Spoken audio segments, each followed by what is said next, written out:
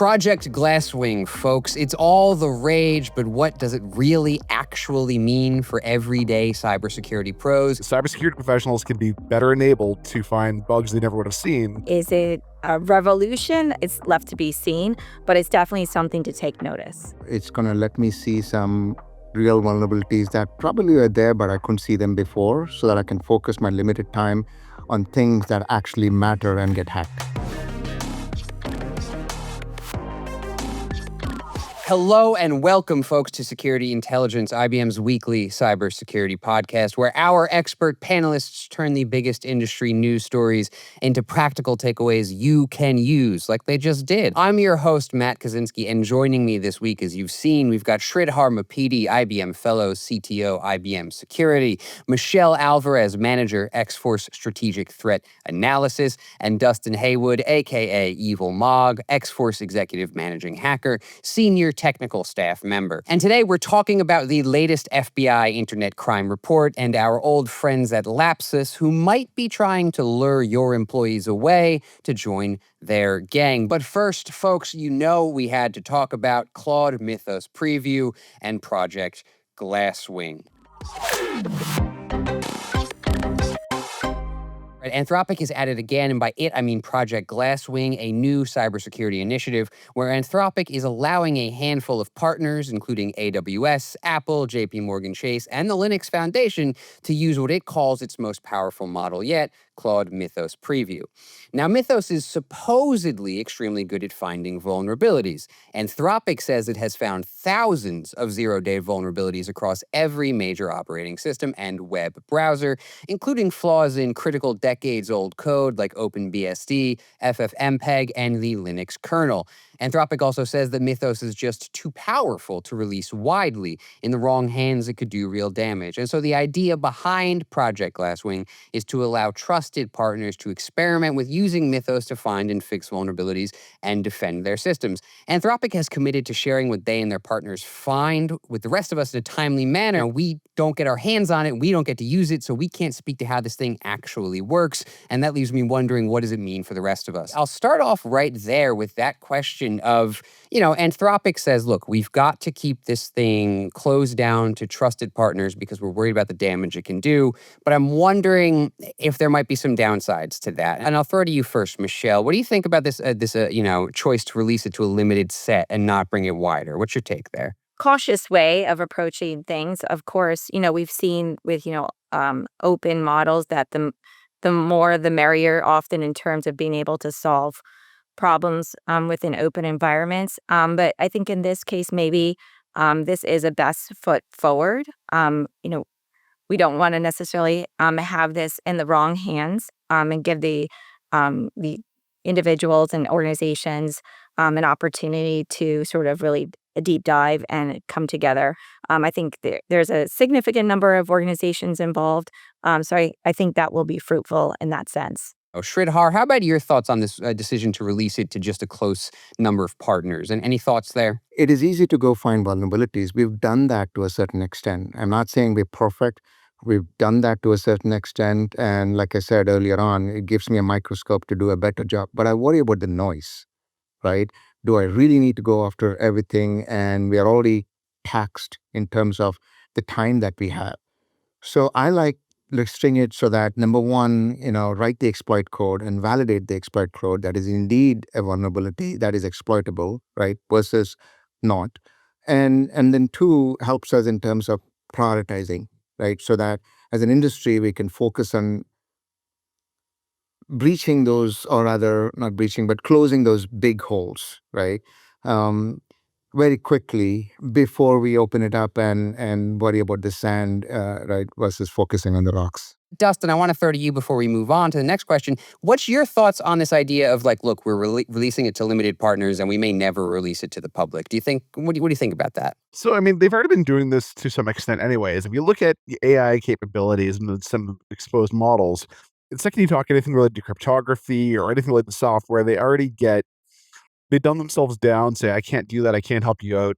I had my account banned for a week because I was working on an old CTF challenge for a conference called CypherCon. So none of this is new.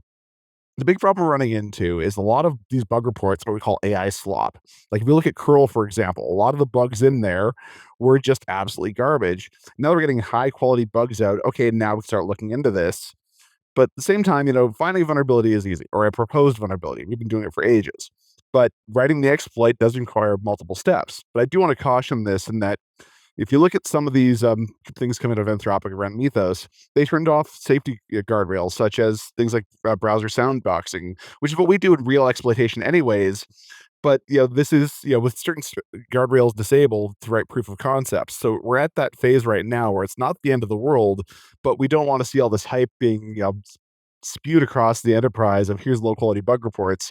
This is our chance to actually make a real difference. Yeah, and I think this theme is already emerging, and so I'm probably just going to put it to you folks bluntly, but like we do have to separate some of the marketing hype from the reality, right? Because like if you, according to some people, that this is the end of cybersecurity as we know it, the sky is falling, right? But as all of us here have kind of pointed out already, it's like, look, this is an advance, a development in our capabilities. But yeah, so I guess the question I'm trying to get at here is how much of this is hype and how much of this is reality? And Sridhar, I'll ask you, what do you think? Do you think there's a lot of hype here or what? What's your take? This is a maturity of the industry from my perspective, right? This is not the first time we've seen it. Like if you look at a completely different topic than what we're doing, like certificates. We used to have a 20-year life cycle. Then we went to 10, then we went to 5, then we went to 1. Now we are talking about 47 days. The only way to deal with that is to be able to automate, right? To be able to do what is right. We should have done it 10 years ago so that we don't have to be in this, right? I feel the same about OE here. To me, this is a force multiplier. It's giving me an opportunity to go and look at the vulnerabilities that can be exploited and help me write the exploit code very quickly and help me focus. And not only focus, with the volume of information which is going to come out, we have to now embrace things like automation, right? So it is helping us get to best practices. I don't think it's bad. We need a reality check once in a while like this. And unfortunately, in our world, reality checks are always skies falling. But then at some point, the pendulum is going to settle down at the right place to use this as a force multiplier, right? Yeah, I like that take. The idea that like every once in a while we do need that gut check. We need something to kind of come along and say, look, there's going to be a step change here. You got to deal with it. And that kind of reminds me of the way that Jen Easterly reacted. Jen Easterly, for our listeners who may not know, former director of CISA and the current RSAC CEO. She called Project Glasswing the beginning of the end of cybersecurity, but I think it was a little bit of clickbait because she had a much more measured response. If you actually read it, she says basically, look, a lot of our vulnerabilities come from the fact that like people put out faulty code. If we have a model as powerful as this to help us write better code, that might change the whole approach we have to cybersecurity. Michelle, I'm wondering what you think of this idea that like if we, reapproaching cybersecurity is like maybe we can head off more faulty code before it gets out there. Do you think that's something we can do? Or do you think we might be on that precipice? How do you feel about that? Yeah, so I think, right, absolutely. I think we can leverage these models, these tools to benefit ourselves, right? It's sort of a dual purpose, right? The defenders are going to leverage it to write better code, to find vulnerabilities, and attackers, as we've seen, will leverage it for nefarious purposes. And I think, to kind of go back to the question about, right, is this hype versus not hype? I mean, sitting in threat intel, we get this question all the time, right? Should I be concerned? Am I at risk? And, the first question we ask is, what's your threat profile look like, right? What is your industry? What is your geography? But with this is sort of impacting all, right? If this gets in the hands of the wrong person, this could definitely be detrimental to all industries, all geographies where organizations operate. So I think the first key in all cyber threat situations is just don't panic, right? Make sure you have a plan in place and know what your exposure is and already be doing the things that would be recommended regardless if this was something that was going on. Yeah, I'm glad you gestured to the fact that, like, there's a real threat, there's a real risk of this kind of thing maybe falling into the wrong hands, right? Because, part of the stated reason for Anthropic kind of holding this thing back is that they say we don't want it to fall into the wrong hands. But there are people who are like, it's gonna get there, or a model that is similar is gonna get there anyway. Like, oh, just it's a matter of time. Dustin, what do you think of this idea that like a model this powerful is going to find its way into the bad guy's hands anyway? It's just inevitable. Do you think that's true? Well, it's true. That being said, we do have this thing called responsible disclosure. The security industry's been built on this for the last 20 years. We have the 30, 60, 90 model. And this is kind of what we're doing is we're getting it out into the hands of like X-Force offensive research where we can go find vulnerabilities long before, it gets out there. No, absolutely. And in a lot of ways, you can't quite predict exactly what's going to happen. But as you mentioned, we've seen this pattern before, right? So we're not walking into completely new territory. And this is something I always have to remind myself of too, because I can get caught up in the hype. Absolutely. It's fun sometimes to even get caught up in the hype. But like, you do have to remember, we're not starting from scratch every single time, right? Like we're not erasing everything that came before. A lot of what we were already doing still applies. There is already a warm GPT, right, which is doing a lot of similar stuff, may not be at this scale and may not be this pervasive, may not be accessible to everybody. But I think if you don't disclose it, sooner or later, the hacker community will get there, right? It's a question of time. So I think, by doing it, I kind of believe in ripping the Band-Aid very quickly so that we know what we're dealing with and then put the appropriate governance and appropriate guardrails around how do we deal with this tsunami, right? Well, I was just going to say, I thought EvilMog promised that the world wasn't ending, but then it just sounded like it was. So, I mean, it's been great work for me. It's not going to end the world, but it's going to lead to burnout by a lot of security professionals. absolutely. And I do think that is like, we've been following this story of like bug bounty programs shutting down for quite some time, right? And I do think one of the things we have to figure out is how are we going to deal with bug bounties? How are we going to deal with vulnerability hunting in this era of like post AI release? I don't think we figured it out. I think we still have to figure it out. And I think like EvilMog said, our whole open source ecosystem kind of depends on this. That said, I do have to move us along. Unfortunately, we could spend a whole episode on this, folks.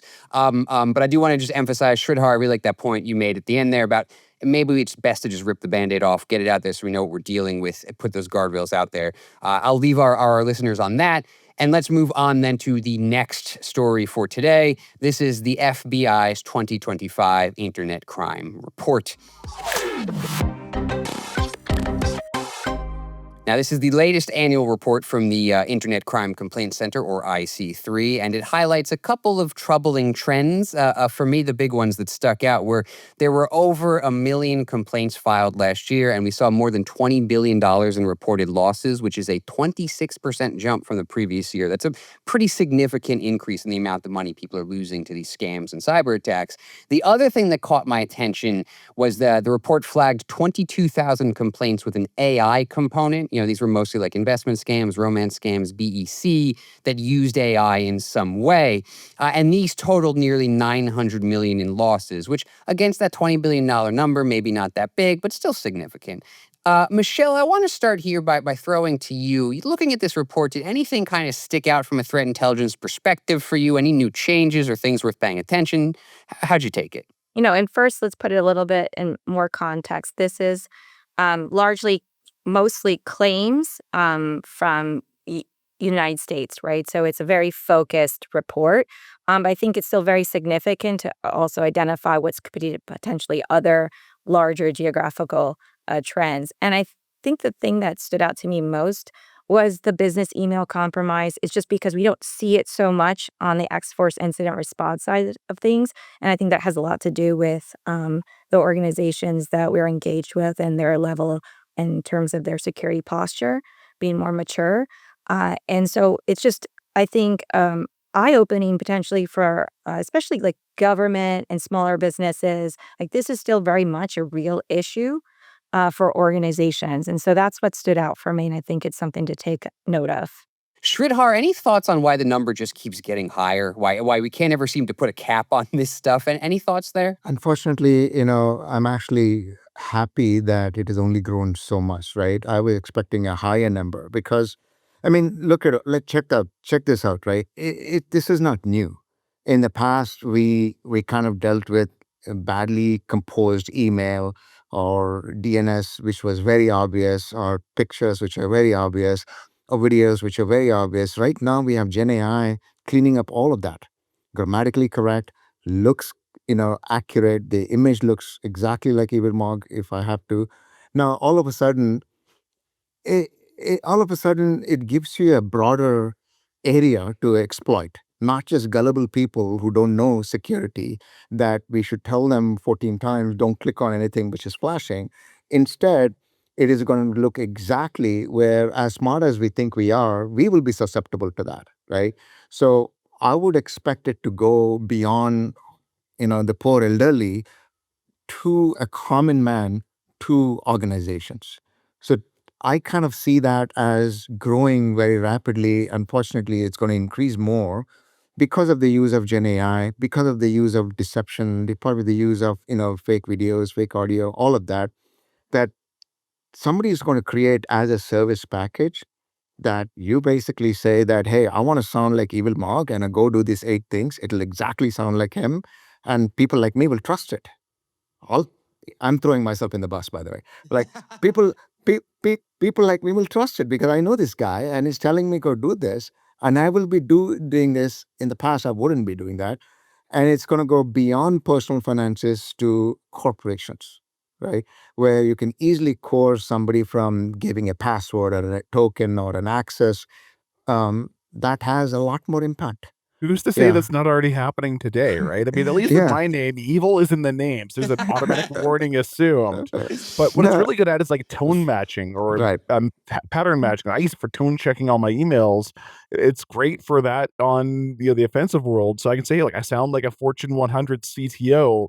I need to go transfer the encryption keys for some random system, and now I'm going to go empty out the HR system with payroll. Like this is how social engineering works, and who's to say there isn't already a service that does the automatic voice matching? I'm sure there's weird stuff popping around Telegram all the time. And that's why I think it will continue to grow, and it's difficult to put a cap until we are talking about some basic human as and cultural changes, being able to get to that 201 type of education, right? Not 101, right? Like that is, don't click on this and have your password more than 10 characters. It really has to get to a higher level, and filters have to get to a higher level. So Well, this has to get down to like reduced friction, right? Things like password managers, etc. But the thing that it scares me is I'm surprised it's not higher in the senior area. Like, hey, calling grandma, I need to go drain your retirement fund because of XYZ. Like, those are the people who are the most vulnerable and also the most, susceptible to all this. So I think to that point, EvilMog and Sridhar, you also mentioned you're surprised about that the losses aren't higher. I just think it has to do with underreporting. Because I know a lot of people that have been the victim of fraud, but I didn't ask. And so maybe I don't know actually truly, did they report it to the IC3, right? How many people know to even do that? So I think it's a way underreported number. no, I think that reminds me, actually, it's an embarrassing thing to be able to admit that you fell for a scam, and that in hindsight it looks, oh man, I shouldn't have. But you know at the time of the scam, it's a high pressure tactic, and you may be asked to send some money, and in normal sense you would never do. Why would anybody do that, right? But you do it and you feel embarrassed about it too, right, son? And Sridhar, I really like this idea that came up where you pointed out that like we have to get to that 201 level of education finally, because like Yeah, we've been stuck yeah, at 101 for like ever, for like the moment the yeah. internet was born. We've been in 101 forever. My question is like, how do we get to that 201? Can we make it there? Evil Mog, I'll ask you first because you got evil in the name. What do you think? How do we get to the 201 here? So I know this sounds bad, but I think we've actually regressed in internet education. The early days of the internet, you told nobody nothing. You didn't tell me your name, age, any of that stuff. You were a cat on the internet as far as everyone was concerned. And now we have everyone launching with all these rewards programs. We give away so much personal information, and it's ingrained into our culture now. Like to even go shopping at the grocery store, I need to give away half my personal info. That needs to change. It all comes down to we're no longer accustomed to paying for things. We become the product. And now that makes it far easier for the scamming levels. So I think we need to go back to the earlier days of the internet where we trust nothing on there. We're going to have to move on pretty soon, though. But Michelle, I also wanted to ask for your thoughts in terms of like, especially as our threat intelligence analyst here, do you have any takes on like how we move to that 201, how we get there? What's the takeaway there? Any thoughts? We're not all maybe on the same page. So it depends on if we're speaking to an individual or a small to medium sized business or a large enterprise, right? I think there's some really great cybersecurity awareness training out there, making sure that those trainings are elevated to what's going on currently, right? So that the mock exercises or whatever they're demonstrating is actually reflective of like what's being seen in the wild, I think is important. Let's move on then, folks, on that note to our final story for today. I'm talking about cyber criminals recruiting your employees. Rumor has it that Lapsus, our old friends, are actively recruiting the employees of major software, AI, and telecom organizations to help them break in more easily. This comes from some information, a post that Ryan Anschutz shared. Anyone who's listened to the show before knows that Ryan Anschutz is a member of X-Force, common panelist on this show, and he shared an image of a possible recruiting ad from Lapsus, which states, quote, "We pay generously for VPN, VDI access, Citrix, or AnyDesk credentials, or any internal network entry point."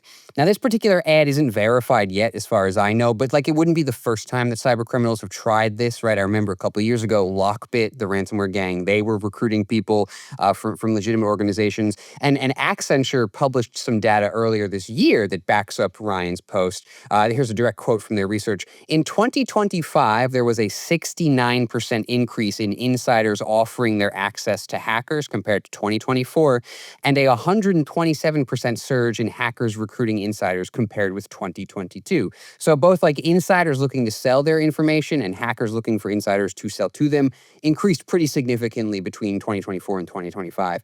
My question is, why? What do we think is driving this trend? And I'll throw to you first here, EvilMog. Again, probably because you got evil in the name, I feel like I should ask you. What do you think is driving this trend of insider threat increases? Well, I mean, if you look at the general IT hiring, it's been a race to the bottom, push to outsourcing, push to lower costs, push to layoffs. The old days of IT, people used to stay at companies for 5, 6, 7, 10 years. Now it's 6 months if they're lucky before they are cycled out, turned into contractors. And yeah, if you look, you haven't got a pay raise in 3 or 4 years due to this constant downward pressure. The cost of inflation eats away at your dollar. People are struggling out there right now, especially the layoffs. They're going to go hand out access like Tic Tacs. It's just what happens when this kind of environment is around. Michelle, I'll ask you then. Dustin kind of covered why people are maybe more eager to sell their access.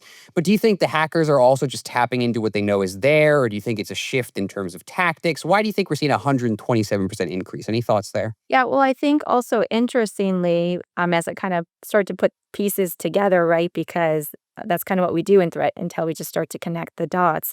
This comes on the heels of our research that we did with Flare on the North Korea IT worker, right? So then we have, unwittingly, possibly unwittingly, contractors that are being leveraged by nation state actors.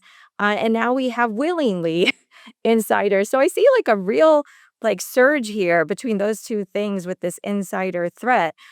So I think, attackers are going to take advantage of what they know is working, whatever that might be, right? So whatever's working, oh, I see this, my threat actor friend over here is having some success getting the access in, leveraging insiders in the company. So I think that starts to just sort of snowball, right? It starts out as this little thing over here, and it just continues and continues. So I'm just more concerned about this whole insider threat as a whole, because we can see the extent of it again with the IT workers, and then now with this of the selling of the access. I think it's a significant issue for organizations right now. I think it's a combination for me, right? I mean, it is cheaper to bribe than attack, right? We have tremendous amount of layoffs across the US. And I think EvilMog covered it, but I'm being explicit over here, right? So that leaves people to go and make a quick buck. The skills have been lowered. I don't need I don't need somebody with a hacking degree to be able to go do that. Run this script, or give me a token, or give me this, access to this to 1 minute or so and so, right? It becomes really, really lower. And the second thing is, like, Chat GPT or Warm GPT or all of these have helped attackers become more professionalized recruitment. So they have a marketing engine, they have a recruitment engine that makes it easier and targeted to go and attack, get information from people, right? So it's a combination. There's no one silver bullet per se, but where we are, I think we'll see a little bit more, unfortunately. So. And there's also reduced friction also on the payments, right? In the old days, it used to be you had to wire money, go hide it. And now it's just here's the cryptocurrency, press a couple buttons, and now my account's funded. I mean, that's the scary part. If there's like one trend, I guess, that this whole episode has kind of been touching on, it's that like we're seeing a lowering of the bar. And by that, I mean like we're seeing these tools come out that just make it easier for attackers to attack, for people to find vulnerabilities, and hopefully, fingers crossed, for us to defend things. But I don't know if we've reached that point yet. And so to close out this episode, I just want to round table with you folks. What do we do about it? So what? Michelle, let's start with you. Any thoughts on like how we tackle the insider threat increase that we're dealing with here? And I'm sure there's a few ways to do this, but like with, our recruiting practices and really kind of, I guess, focusing on those practices and processes and who we're allowing in the door. That's not my wheelhouse. Hopefully, have a solid HR recruitment policies in place, lots of vetting, and that will maybe in sort of a preemptive sense tackle that issue from one end. And then the opposite end, well, with regards to the selling of access, do you have a dark web, a monitoring solution in place? Are you looking for those keywords, domains, etc., to see what's out there, everything from your credentials to is someone selling access that can get into your organization, right? So, I mean, dealing with insider threats are just like dealing with an external threat. Really, it comes down to permanent access is a bad thing. I've said this with passwords; they should be rotated constantly. I'm a big believer in just-in-time access that needs to be justified with trouble tickets when you access production data. I mean, if you make it so that even if an attacker gets a full credential and they can't do anything without going through other processes, it's not a problem. I would like to step back for a second, right? Insider threats is not just the people; it's also the agents, right? Which agents that will under good conditions may turn into a situation that is not supposed to be, right? You can coerce an agent to giving some of the tokens. In fact, one of the organizations I'm working with, because agents have identity, you can actually talk to them over Slack. So I think first and foremost, it's about understanding the landscape or the attack surface of the insider threat, which is not just what we used to see in the past, but the new, where the skills are lowered, the monetary aspects, the technology aspects are going to help, and new technology like agents are going to increase that surface of insider threat, right? The second part is then how do I apply the zero trust principles? I know it sounds cliche, but I think end of the day, that's the best way to summarize in a call like this to say, how do I make sure that you provide least privileged access? This is what EvilMog was saying, right? How do I do trust but verify, right? Context becomes so important. Who's accessing, why, on what conditions? Context becomes really important, even though you may have access as a role, but the context, it becomes important to say, do I really need access or not? Permanent access is the big thing. Like Yeah. reducing the temporary only is the only way to solve this. Exactly. And last but not the least is expect this. Expect that you're compromised. So what do? You continuously monitor for anomalies, not just the anomalies that we used to do with static anomaly detection, but behavioral anomalies, right?